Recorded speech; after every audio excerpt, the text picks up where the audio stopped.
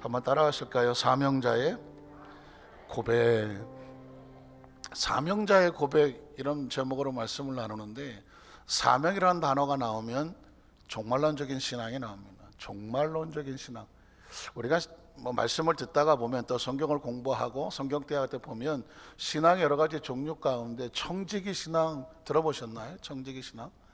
청지기 신앙이란 뭐냐면, 내가 주인이 아니라 위탁받은 자로서 주인이 맡긴 것을 가지고 달란트를 쓰고 주인이 왔을 때 내어놓는 것이죠. 그걸 결산이라고 말하지 않습니까? 이 결산이라는 것은 결국 종말론적이라는 것입니다. 달란트의 비유는 청지기 신앙과 종말론적인 신앙이 같이 있는 거죠. 청교도 신앙 들어보셨나요? 청교도. 퓨리턴이라고 하는 청교도는 영국에서 신앙의 자유를 찾아서 아메리카 대륙으로 정말 엄청난 어려움을 뚫고 가서 그곳에 복음을 찾아간 것 아니겠습니까? 그래서 퓨리턴이라고 하는 것은 순수하게 신앙으로 정말 몸부림치는 청교도적이라는 그런 의미를 가지고 있습니다. 그 청교도적인 것은 뭐냐면 신앙의 거룩함을 지키는 것이거든요. 아름다운 단장. 최근에 나온 단어 가운데 신부단장 이런 말도 나옵니다. 한번 따라 하실까요? 신부단장. 무슨 신부? 5월의 신부인가요? 그리스도의 신부로서. 신앙은 뭐냐? 청지기 신앙이기도 하면서 그리스도의 신부단장을 하는 것입니다. 달란트의 비유와 함께 같이 나오는 게 뭘까요? 열처녀의 비유죠. 열처녀의 비유는 아름다운 웨딩 마치가 울리는 5월의 아름다운 날에 이런 세레나다나 축가가 나오는 그런 의미가 아닙니다. 분명히 열처녀가 나오면 아름답고 정말 낭만적인 로맨스가 나올 거라고 생각하지만 무서운 이야기가 나옵니다.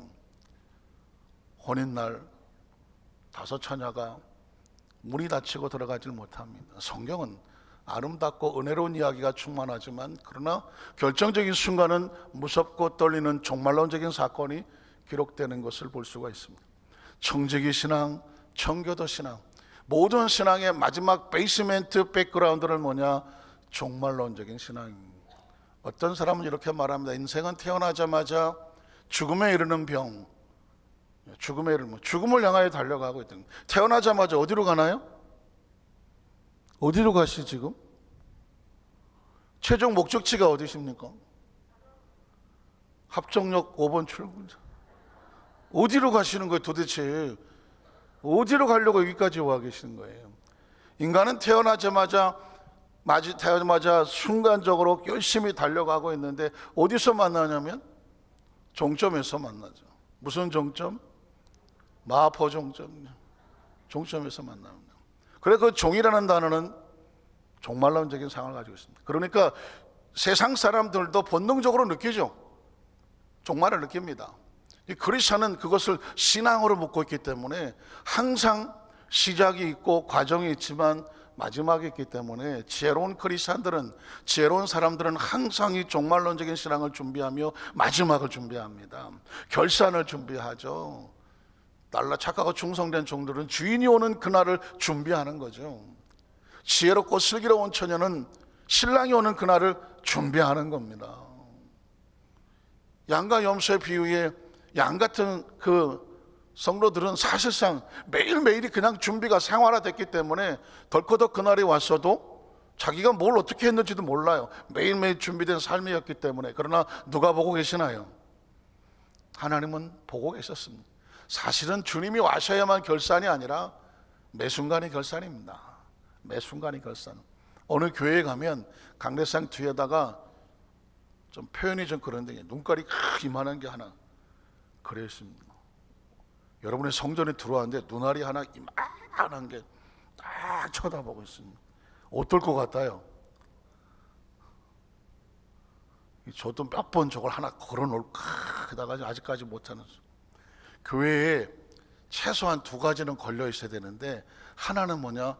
눈이 하나 크게 걸려 있어야 돼요. 그래서 그 눈의 제목은 뭐냐면 God's eye, 하나님의 눈입니다. 그러니까 성도들에게 항상 의식을 주는 거예요. 항상 하나님의 눈이 당신을 지켜보고 있습니다. 굉장히 중요한 거죠. 크리스찬과 넌 크리스찬 차이가 뭘까요? 넌 크리스찬은 하나님의 눈을 의식하지 못하고 사는 사람입니다. 크리스찬은 매일 매 순간 어디를 갔다 놓아도 홀로 있을 때도 누구의 눈을 의식한다? 하나님의 눈을 의식하고 사는 삶입니다. 그래서 하나님 면전이라는 의식으로 하죠. 또 하나는 뭐냐면 오늘 이 종말론적인 신앙을 얘기하다 보니까 내용 자체가 또 살벌한 이야기가 있습니다. 어느 교회는 성전을 나갈 때 관이 하나 있습니다. 관을 아시나요? 관이 있습니다. 그리고 그 관을 날 잡아서 성도들이 한 번씩 들어갑니다. 들어가서 뚜껑도 닫습니다. 혹시 호스피스 병동에서 이제 죽음의 체험이라는 것을 하게 됩니다. 크리스찬들 가운데 또는 크리스찬이 아니라도 내가 정말 잘 살고 있나 못 살고 있나, 인생의 학교 같은 곳에서 뭐 사내 같은 몇 병 며칠 있으며 살 때 꼭 마지막에 하는 것은 뭐냐면, 부부간에도 마찬가지, 부모 자식들 간에 마찬가지인데도요, 화해와 치유의 프로그램이 있을 때 마지막 관문이 뭐냐면 관 속에 한번 들어가 보는 것입니다. 내가 인생을 떠날 때 나에게 필요한 공간은 이거밖에 안 되는구나. 그리고 관 뚜껑을 덮습니다. 관에 들어가 앉으시면 어땠을까요? 그렇지 않아도 마음이 이상한데 관 뚜껑을 딱 덮는 순간에 그 안에 있는 사람들은 오열을 합니다. 가상인데, 가상.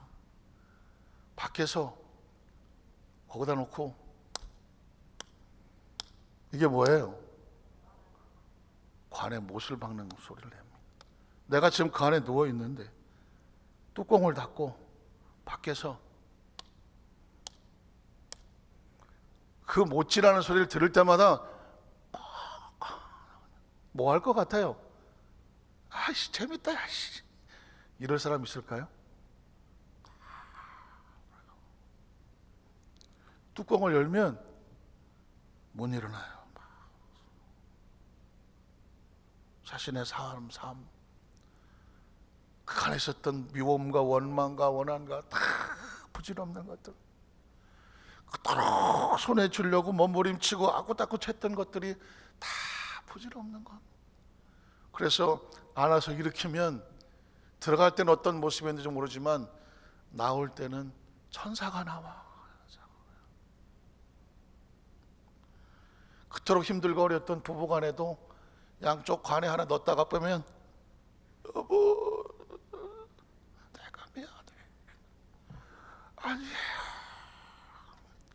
아들아, 엄마. 그거 한 번씩 하고 나면요, 사람이 달라져. 왜냐하면 죽음이란 먼 나라 이야기인 줄 알았는데 살았을 때 그 과정을 한번 겪고 나면. 그래서 교회에 나가는 출구에 관을 하나 없고, 그 관을 들여다보면 관바닥에 거울이 있어. 쳐다보니까 누가 있어요? 이거 뭐야 이거? 관 속에 있는 자신의 모습을 바라보는 사람은 세상에 갖다 놓아도 함부로 행동하지를 않습니다. 종말론적인 신앙이라는 것은 이래서 아주 중요한데요, 사명자들은 항상 자신의 사명이 마지막에 오는 그 마지막 종말을 항상 준비하며 살아가기 때문에 이 종말론적인 신앙으로 무장하는 사람들이 바로 사명자들입니다. 오늘 성경 본문에 바울이라고 하는 사람은 여러 군데를 다니면서 1차, 2차, 3차 전도여행을 다니면서 어마어마한 상황 속에서도 사명이기 때문에 그 죽을 위기를 겪어가면서 복음을 들고 나갔습니다.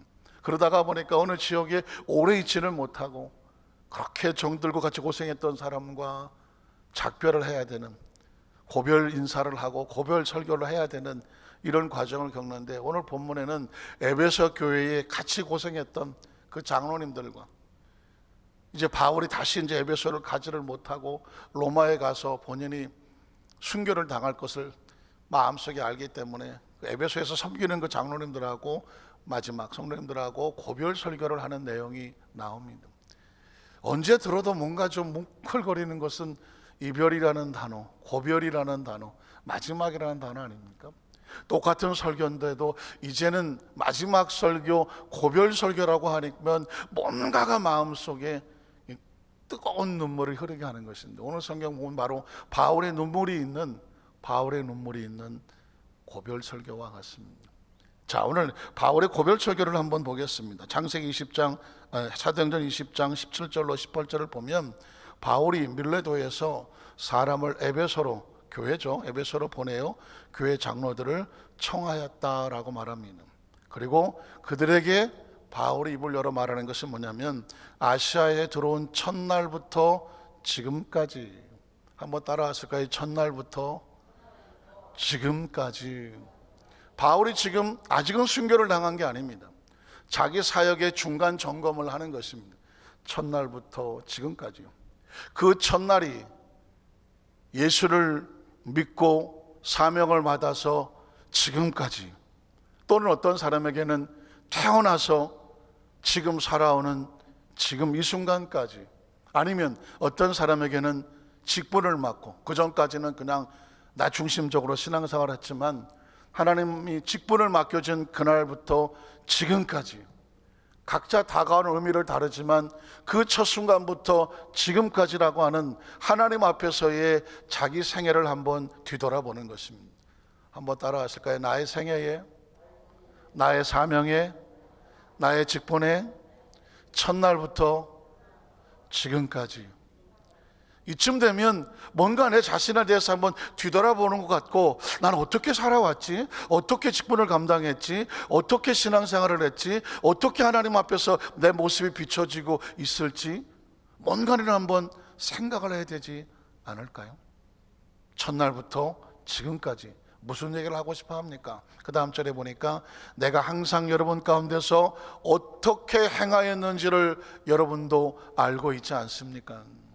바울의 사역은 공동체 사역 속에서 자신의 모든 것이 항상 노출이 되어 있고 자신이 하는 행동을 내어놓으면서 부끄러움이 없으려고 몸부림을 치는 하나님의 사람이었음을 고백하고 있는 것입니다. 어떻습니까? 누군가 당신의 첫날부터 지금까지의 삶을 하나님 앞에서, 공동체 앞에서 어떻게 살아오셨습니까? 라고 물었을 때 나는 후회가 없습니다. 최선을 다하여 거리낌이 없습니다. 혹시 그렇게 말씀하실 분이 있으실까요? 지금 중간 점검이라고 하는 것은 굉장히 중요하게 아직은 기회가 남았다는 것입니다. 이게 마지막 점검이라고 하면 기회가 없어요. 그러나 지금 우린 중간 점검을 하는 것입니다. 나의 첫날부터 지금 숨쉬고 있는 지금 이 순간까지, 앞으로는 얼마나 남아있는지는 잘 모르겠지만 지금 이 순간까지 너 한번 중간 점검 좀 해보자 라고 주인이, 하나님이 우리 가운데서 어떻게 살아왔니? 라고 묻는다면 오늘 지금 무엇을 내놔야 될까요? 그때에는 부끄러움이 없어야지가 아니라 지금까지 살아온 삶에 혹시 부끄러움은 없는가 라고 중간 점검을 해보자는 것입니다. 너무나 살아가는 것이 바쁘고 힘들어서 정신없이 달려가다 보니 중간 점검할 수 있는 시간도 없이 달려왔어. 이것처럼 허망한 것이 어디 있겠습니까? 바울은 이쯤에서 중간 점검을 하고 있습니다. 사랑하는 성도 여러분, 우리 모두가 예수님을 구주로 믿고 하나님의 자녀된 삶을, 인생을, 사명을, 직분을 이만큼 달려왔다고 하면 지금 나의 모습은 어떤 모습이고 주님 보시기에 어떤 모습일지를 중간을 한번 점검해보는 그런 말씀의 메시지가 우리 가운데 부딪혀오고 있습니다. 바울은 그 장로들 앞에서, 그리고 그 성도들 앞에서 자신의 삶의 모습을 한번 되새겨보게 합니다. 자, 다음 절을 보니까, 19절을 보니까 어떻게 했냐면, 첫 번째는 뭐냐면 겸손과라고 말하고 있습니다. 한번 따라하실까요? 나는 하나님 앞에서, 사명 앞에서, 직분 앞에서 겸손하였는가? 어떻습니까? 우리의 신앙을 겸손이라는 관점에서 한번 점검했으면 좋겠습니다. 바울은 이렇게 고백합니다. 나는 처음부터 지금까지 내가 하나님 앞에서 어떻게 섬겨왔느냐, 나는 겸손을 붙잡았다라는 것입니다. 겸손이 크리스찬의 신앙생활 가운데 사명자와 직분자의 가슴 속에 바울의 입술 속에서 제일 먼저 튀어나온 단어는 당신은 겸손하십니까? 라는 것입니다. 어떻게 보면 가장 최상의 하나님으로부터 큰 은사와 은총을 받고 사명을 맡고 엄청난 기적의 도구로 쓰임을 받았지만 그럼에도 불구하고 자신이, 바울이 제일 먼저 하고 싶은 이야기는 난 하나님 앞에서 겸손하려고 몸부림을 쳤다는 것입니다. 제가 아까 오늘 낮에 한 장로님을 뵀다고 말씀했는데 법무법인 온누리라고 하는 변호사 사무실이 안산에 있어요. 나중에 한번 여러분 아시는 분 있으면 한번 이렇게 또 인터넷 한번 쳐보시고요. 아주 신실한 크리스찬들, 다니시는 교회는 제가 말씀 안 드린 장로님이신데 안산 기독교연합회에 그 행사할 때마다 거의 매해 금일봉을 이렇게 전달해 주시 후원해 주셔서 행사를 치르게 하는데 올해도 지금 저희 올해 5월 31일 날 성령 강림 부활 예수 부활 기념 예배를 저희 교회에서 목사님들 주로 모시고 예배를 드리려고 하는데 그 행사에 축제 예배에 후원을 해 주시겠다고 그 사무실에 오셔서 기도도 해 주시고 해서 이제 가게 되었습니다. 그 안에 가보고 깜짝 놀란 것은 뭐냐면 3층짜리 건물을 통째로 쓰는데 1층은 그냥 카페예요. 카페인데 카페가 변호사 사무실이에요. 그러니까 변호사의 사무실 온 사람 다들 좀 경직되고 오고 여러 가지가 좀 불편하게 들어오잖아요. 1층에 카페를 그냥 확 열어버리니까 그리고 바로 그냥 변호사들을 만날 수 있어요. 그러니까 일단 마음이 조금 열리고 좀 편안하게 들어오게 되는데 변호사가 12명이 있어요. 1층부터 3층까지를 쓰고 지하에는 80대 주차장을 쓰게 만드는데 굉장히 큰 건물을 운영합니다. 광교에도 변호사 사무실 있고 영통에도 변호사, 굉장히 지금 제가 보기엔 기업 아닌가 할 정도로 그런 아주 굉장히 큰 변호사 사무실을 대표로 하시는 분인데 얼마나 겸손하시냐. 전 그분을 보면서 이게 겸손이구나. 어쩔 줄을 몰라요. 목사님들이 와서 그렇게 기다리고 있다니까 어쩔 줄을 몰라고 달려 나와서 죄송하다고. 그런데 그분의 이제 마지막 이야기에 제가 눈물이 글썽거렸던 것은 제가 안산에 20여 년 전에 혼자 왔다는 것입니다. 헬로에 혼자 왔나 20여 년 또 하나님께서 상상할 수 없는 복을 부어주셔서 이 빌딩하고 그리고 광교와 수원에서도 영통에서도 지금 계속 사무실이 움직여지고 있다. 그런데 전혀 겉모습을 볼 때는 아주 여리디 여린 그냥 한 사람의 인간 모습만 그렇게 보이지를 않아요. 그런데 그 장로님께서 이런 얘기를 하시는 거예요. 목사님, 제가 그 본인이 섬기는 교회 목사님에게 이렇게 말했대요. 목사님, 저 우리 교회에서 11조를 제일 많이 드리는 장로가 되고 싶습니다. 그런데 혹시 우리 교회에서 11조를 제일 많이 드리시는 분이 얼마를 드리나요? 라고 물었답니다. 그랬더니 그 목사님이 이렇게 말하더래요. 한 분이 계시는데 일주일에 200만 원을 한대. 우리 교회 성도들은 그 정도에 가거나 별로 반응은 감이 잘 안 오시죠. 지금 일주일에 200만 원을 11조를 한다는 거예요. 그러니까 한 달이면 800만 원 11조를 하는 거예요. 그러면 가만히 계산해 봤더니 한 달이면 수입이 8천만 원인 거예요. 그러니까 장로님이 괜히 얘기 꺼냈다고 하고 그 정도까지는 아니지만 그러나 자기는 그거보다 더 할 수 있는 장로가 되기 위해서 기도를 한다는 거예요. 이유가 뭐냐? 나는 빈손으로 안산을 왔는데 하나님이 이런 어마어마한 복을 주셨는데 이 물질을 내가 잘못 쓰면 마지막 말이 눈물 나는 거예요. 잘못 쓰면 하나님이 한 방에 간다. 어떻게 그런 이야기를 본인이 할까요? 변호사 입에서 나올 그 엄청난 변호사 사무실을 운영하는 대표 변호사의 입에서 나올 법한 이야기가 아니잖아요. 이 하나님 주신 엄청난 축복을 내가 잘못 물질을 쓰면 하나님이 한 방에 보낼까? 난 그게 두렵다는 거예요. 그래서 물질을 부어 주실수록 그걸 하나님 앞에서 올바로 쓰려고 몸부림을 친다는 거예요. 부자 되는 비결은 따로 있나요? 주신 축복을 가지고 하나님을 두려워하더라고요. 보통 사람들은 물질의 축복을 받으면 하나님을 잊어버리잖아요. 내가 지금 한 달에 이만큼을 버는데 자신이 자신의 존재가 또 부각이 되는데 이분은 그 물질을 주시는 하나님이 부각이 되더라고. 그러면서 그 앞에서 두려워하더라고요. 한 방에도 가는 거라고. 저는 그곳에서 겸손이란 뭐냐? 내가 주인이 아닌 거예요. 그 어마어마한 것을 가졌음에도 불구하고 하나님 앞에 하염없이 작은 자의 모습으로 무릎을 꿇는 모습을 통해서 볼 때 겸손이란 이런 거 아닌가. 어떤 상황 속에서든지 하나님을 인식하고 하나님을 두려워할 줄 아는 신앙이 겸손이 아닌가? 바울이 그랬을지 않았을까요? 가면서 엄청난 하나님의 역사와 기적이 나타났지만 이 모든 역사의 근원은 누구다? 하나님이다. 속으로 그랬지. 하나님, 우리 교회는 더 큰 장로님들이 더 큰 축복을 받게 하여 주시옵소서. 여러분, 이 축복이 왜 이런 간증도 사실 조심스러운 건데요, 그러나 꿈을 꿔야 돼요.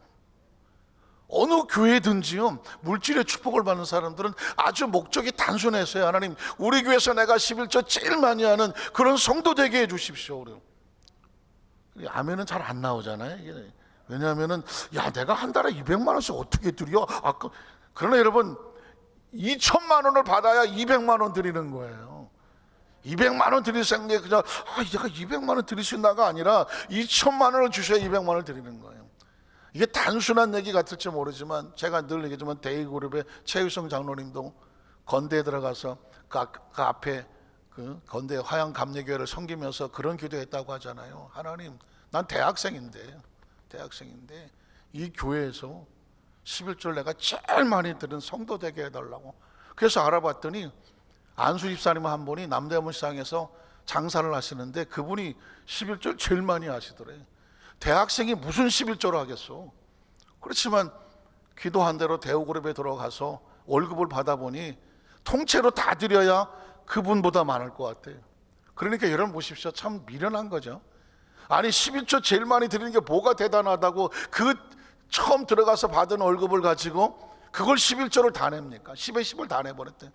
그랬더니 그 안수 집사님보다 11조가 더 많더래. 그 다음부터 바뀌었대. 11조 제일 많이 드는 사람이 누구냐? 그 안수 집사님이 아니라 그 청년으로 바뀌었대. 그 청년이 최이수인. 어쩌면 하나님의 사람들은 상당히 계산 안 하는 미련한 사람 같아요.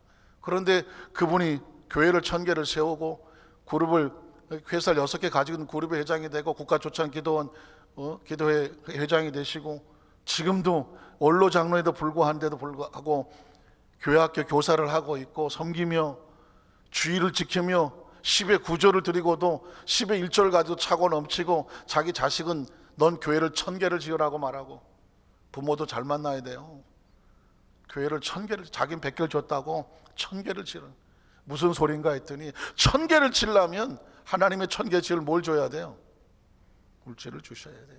이 의식과 사고가 안 되면 이게 폭이 넓어가지가 않아요. 내 입을 넓게 그 앞에 뭐라고 되어 있습니까? 나는 너를 애굽 땅 종되었던 곳에서 끄집어내서 이 광야에서 너희를 인도하여 낸 내 하나님이니. 이게 하나님의 인식이 되면, 그분이 어떤 분이 인식이 되면 마음껏 열어도 그가 하신다는 인식이 있어야 입도 열리는 거지요. 꿈이 없으면 입이 안 열려요. 생각이 없으면 입이 안 열리고요. 열망이 없으면 입이 안 열리고요. 계산이 되면 입이 안 열려요. 하나님 앞에서 그가 주인. 아니 그렇게 큰 변호사 사무실이 한 방에 훅 가겠어요? 법을 그렇게 연구한 사람들이 수십 명이 앉아 있는데. 그러나 대표는 이렇게 얘기하는 거예요. 내가 물질을 잘못 쓰면 한 방에 간다는. 여러분, 이런 사람은 세상에 감당이 안 됩니다. 저는 우리 여의도 수만살교 모든 성들의 의식과 사고 가운데 하나님에 대한 인식을 가지고, 어차피 주시는 이도 하나님이고 채우신 이도 하나님이고 지금까지 살아온 것도 하나님 은혜로 살아왔고, 내가 내 물질을 지킵니까? 못 지킵니다. 내가 내 생명을 지킵니까? 못 지킵니다.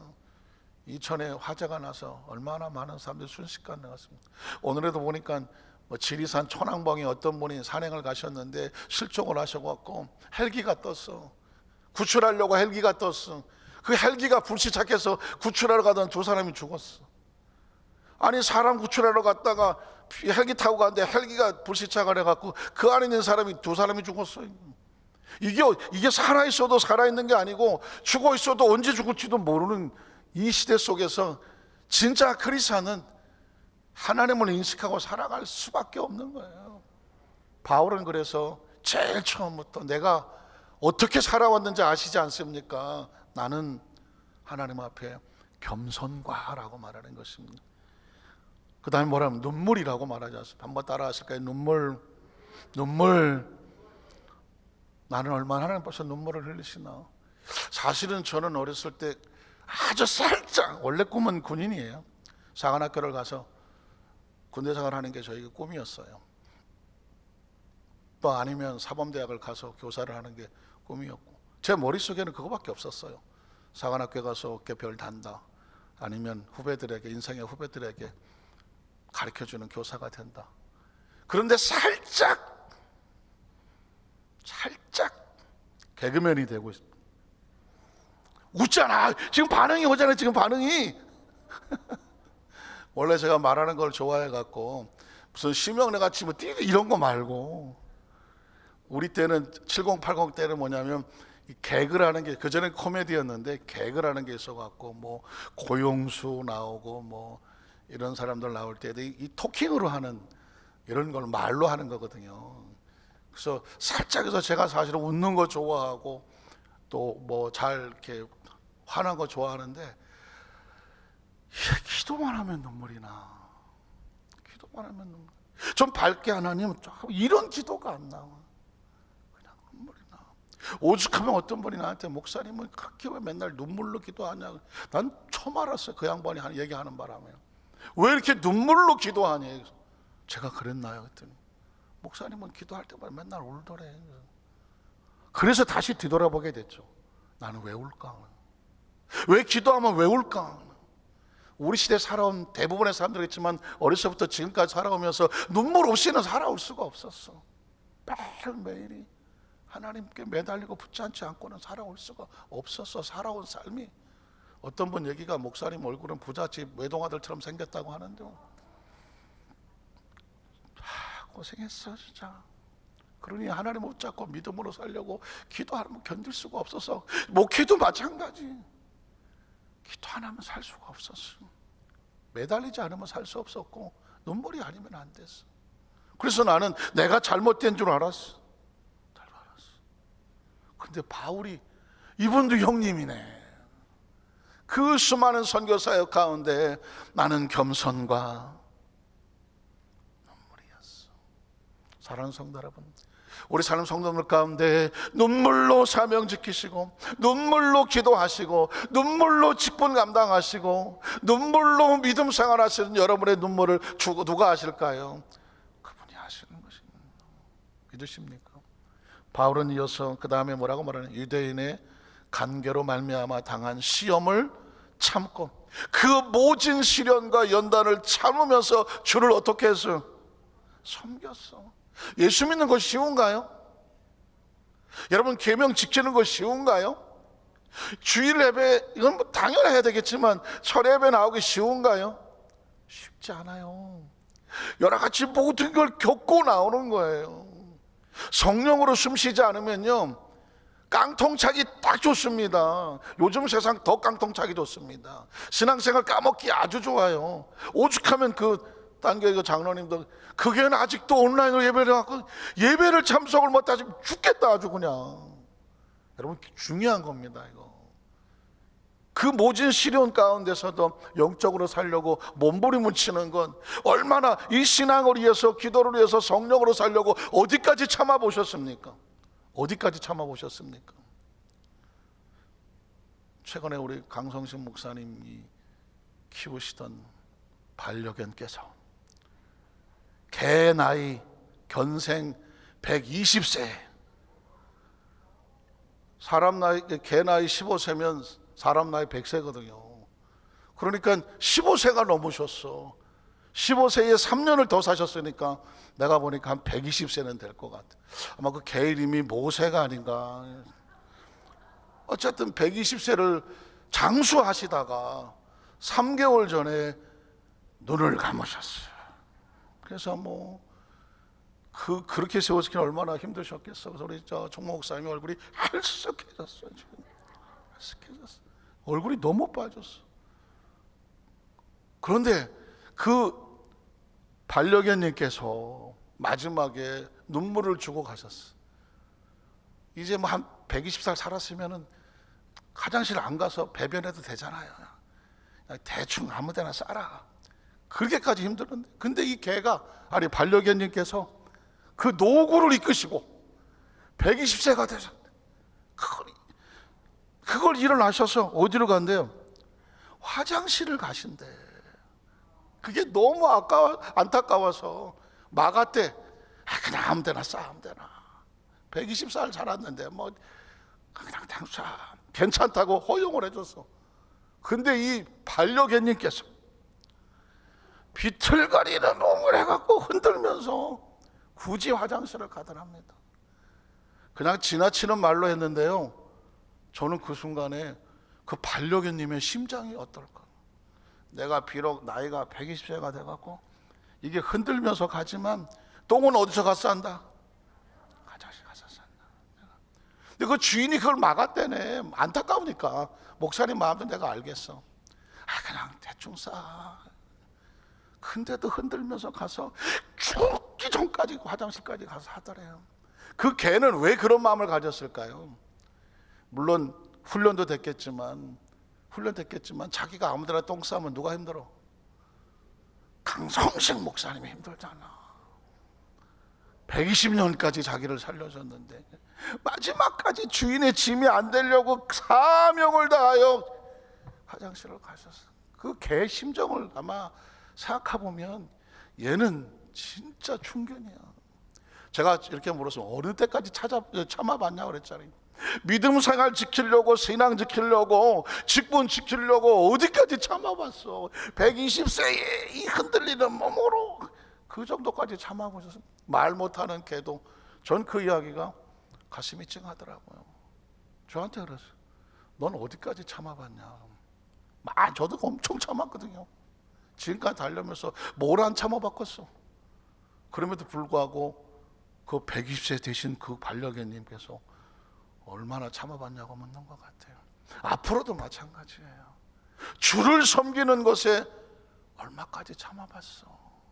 사랑하는 성도 여러분, 이런 말이 튀어나올 줄은 저도 몰랐어요. 성경에 바울이 내가 지금까지 아시아에 와서 첫날부터 지금까지 겸손과 눈물과 그리고 큰 모진 간계와 모력 가운데, 유대인의 모력 가운데서도 죽을 고비를 넘기는 가운데도 시험을 참으면서 주를 섬겼대요. 뭐 가서 박수 쳐주고 뭐 환대해주고 알아주고 모셔준 것이 아니라 가는 데마다 핍박당하고, 가는 데마다 모략당하고, 가는 데마다 두들겨 패고, 가는 데마다 돌 던지고 막 어떤 때는 막 맞아 죽은 것 같아서 끌려나간 적도 있는데 그것까지 참아내면서 섬긴 것을 아시지 않습니까? 이렇게 지금 바울이 우리에게 고백을 하는 거죠. 20절에 보면 이렇게 말합니다. 유익한 것은 무엇이든지 공중 앞에서나 각집에서나 꺼리낌 없이 여러분에게 전하여 가르치고자 했다는 것입니다. 하나님의 나라에 필요한 것이라면, 하나님 나라에 유익한 것이라고 하면 어떤 반대와 어떤 시도 있다고 할지라도 자기가 섬기는 그 교회와 성도와 그리고 재직들에게 가르치려고 몸부림을 쳤다는 겁니다. 여기서 중요한 것은 뭐냐면 유익이라는 단어입니다. 누구 보기에 유익해야 되나요? 하나님 보시기에 유익한 것입니다. 신앙생활은 간단한 겁니다. 선택입니다. 아담과 하와는 자신이 보기에 아름다워서 선악과를 따먹었다고 하면, 하나님이 말씀한 것이 그것이 더 유익했다면 그것을 입을 쳐 다설어서 먹지 말았어야 되는 거 아닙니까? 신앙은 아주 간단하게 우리에게 무엇이 유익한 것인지 기준을 설명하고 있는 것입니다. 앞으로도 우리는 살면서 많은 유혹이 있을 것입니다. 그때 오늘 이 바울의 처절한 고백을 하나 기억하십시오. 나는 하나님 보시기에 유익한 것, 그것을 전하면서 어떤 시련과 고통이 있더라도 기꺼이 그 길을 갔다는 것입니다. 예수님께서 겟세마네 동산에서 하신 기도의 내용과 그 심정과 같아요. 아버지, 할 수 있으면 이 고난의 잔을 내게서 지나가게 해주십시오. 육체는 살고 싶으니까 본능입니다. 그러나 누구의 뜻대로? 내 뜻대로 마옵시고 아버지의 뜻대로. 무엇이 유익하니까? 하나님의 뜻이 유익하니까 그 길 가겠다. 제가 언제 한번 이 겟세마네 동산이라고 하는, 겟세마네라고 하는 뮤지컬에 지저스 크라이스트는 슈퍼스타라고 하는 곳에 겟세마네라는 곡이 있어요. 거기에 그 뮤지컬 주인공들, 예수님으로 나온 분들이 겟세마네라는 곡을 한 4분 정도 되는 영상이 있는데, 그거를 보고 제가 숨도 못 쉰 적이 있습니다. 그걸 한번 꼭 보여드리고 싶은 생각이 있는데, 예수님께서 겟세마네 동산에서 뮤지컬로 이제 기도를 하는 거예요. 아버지, 내가 이 잔이 가기를 들여가기를 원한다고 막 해요. 그러면서 마지막으로 그래, 아버지 뜻대로 해달라고. 몇 번을 하나요? 3번을 하잖아요. 그 와중에 한 번 하고 내려와서 누굴 찾나요? 베드로, 야고보, 요한을 찾아요. 그런데 예수님이 와요. 그 기도를 하고 와서 깨워서 여기서 나를 위해서 기도해달라 그러지 않았습니까? 여기서. 그리고 돌 던진 거리 가서 하고 와. 그리고 와서 찾아요. 피다. 그랬을 것 같아요. 겟세마네 동산에서 피다, 베드로. 대답이 없어요. 야고보, 대답이 없어. 요한, 왜 없어? 그 처절한 겟세마네 동산의 기도에서 누구라도 내 옆에서 나하고 이 흔들리는 심정과 아픔 속에서 나를 같이 기도하자. 베드로 어디 갔어? 하나 찾는 거 없는 거예요. 야고보도 없는 거예요. 요한도 없는 거예요. 다 뭐 했나요? 주무셨어. 그때 예수님이 하잖아요. 너희가 어떻게 나와 함께 한시도 깨어서 기도해 주지 않느냐라는 말을 하죠. 나와 함께라는 말을 하잖아요. 근데 그 장면이 너무 리얼하는 거예요. 그러면서 마치 우리가 그 자리에 있다고 한다면 주님께서 우리의 이름을 부르지 않을까 하는 거예요. 그때 깨달았습니다. 아, 그래. 주님이 필요한 그곳에, 주께서 원하시는 그곳에서 그 주님이 부를 때 여기 있습니다 할 수 있는, 그게 사명자인 거예요. 그게 크리스천인 거예요. 사랑하는 성도 여러분, 주님이 유익한 곳에, 그게 주님이 유익한 것이라고 하면 기꺼이 꺼리낌 없이 그 일을 감당했다는 것입니다. 먼 훗날 남는 건 그런 겁니다. 내가 필요한 건 내가 원하는 삶의 모습인가, 아니면 그 힘들고 어려운 고난 속에서도 내가 주님의 유익된 곳에서 기꺼이 그것을 선택했느냐. 세월이 지나고 나면 알고건 안으로 쭉정이는 밖으로 뭐 우리 옛날에 많이 유치부에서 찬양했잖아요. 결국은 타작을 하고 키를 흔들면 바람의 껍데기는 다 날아가는 거고 알곡만 안으로 들어오는데, 내 인생의 알곡은 뭐예요? 주님이 보시기에 유익한 거예요. 각자가 가져온 것이 유익한. 사실 저와 여러분이 이 밤에 나와서 눈물로 기도하고 준비하고 영적으로 충전하고 힘을 얻어서 말씀을 가슴에 새겨 나가려고 하는 것은 뭐냐면, 주님, 우리가 세상의 바람에 끌려가는 껍데기가 아니라 도도하게 지킴이 안으로 달려올 수 있는 알곡이 되게 하여 주시옵소서. 그거 하려고 하는 거죠.